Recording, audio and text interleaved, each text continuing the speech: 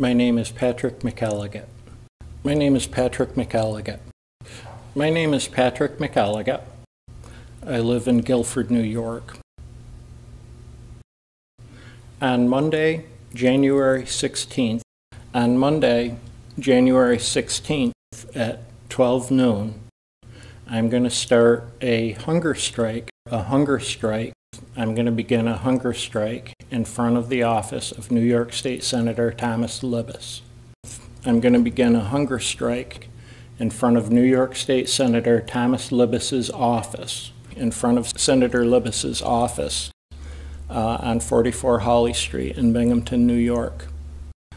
During the time of the fast, I will be drinking water and 1 small cup of fruit juice per day, but I will not be eating any food for the duration of the fast.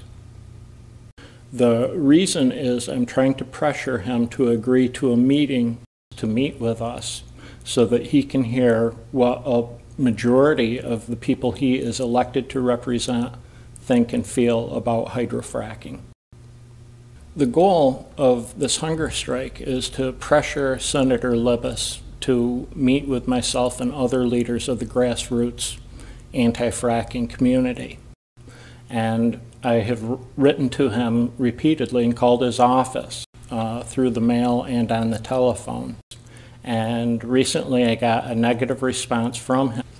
Last month I received a letter back from Senator Libous. Senator Libous has refused to meet with him, saying he's not interested in what we have to say, saying he appreciated my input, but he has no desire to meet with me, that it wouldn't change his mind on fracking.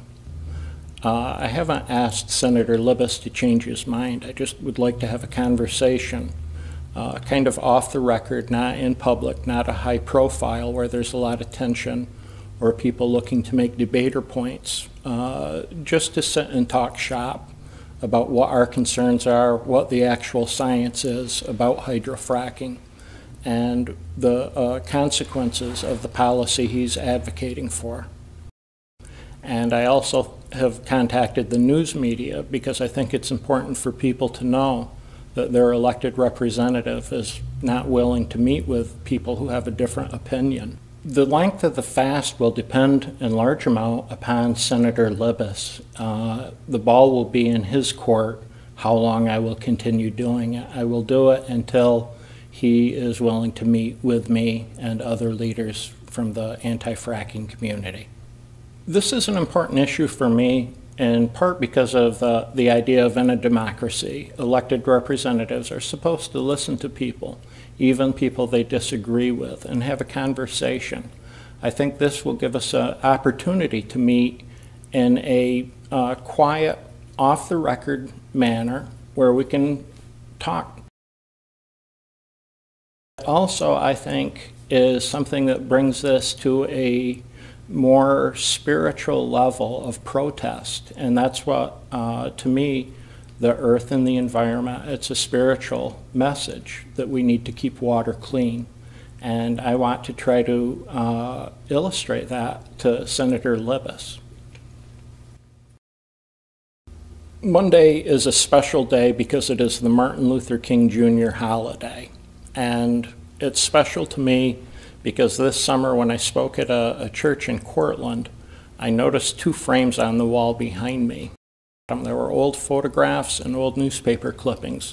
In 1957, a young minister named Martin Luther King Jr. spoke at that exact same spot in the same church. And that meant a lot to me, and I've given it a lot of thought. And there are a lot of protests going on, there are a lot of other things, but I was trying to come up with a way to work kind of in the spirit of Martin Luther King or Mahatma Gandhi. And I think that a hunger strike offers the best vehicle for me to do this. For approximately 20 years, I worked as the top assistant to Onondaga Chief Paul Waterman. Chief Waterman was selected by the Grand Council of Chiefs of the Six Nation Iroquois Confederacy. He was also involved in trying to coordinate and to build a confederacy with non-Indian people who are interested in the environment. and he was specifically interested in bringing a message on the importance of clean water.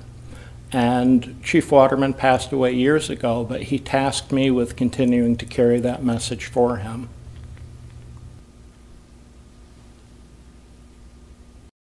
I think that it's important for Senator Libous and other people to recognize clean water is the first law of life on Earth. All life comes from water. All life that's outside of water depends upon clean water. The only water that doesn't have life in it is the water that has been destroyed by toxic industrial waste being dumped into it. And that what you pour into water flows downstream. Flows downstream geographically, it goes to the next community downstream. It also goes down to the next generation. And what hydrofracking will do will be not only pollute water for everyone downstream, but for all the generations to come, for all of our kids, the children in every community across this state. I'd like people to be aware and to think of things in different than the usual terms.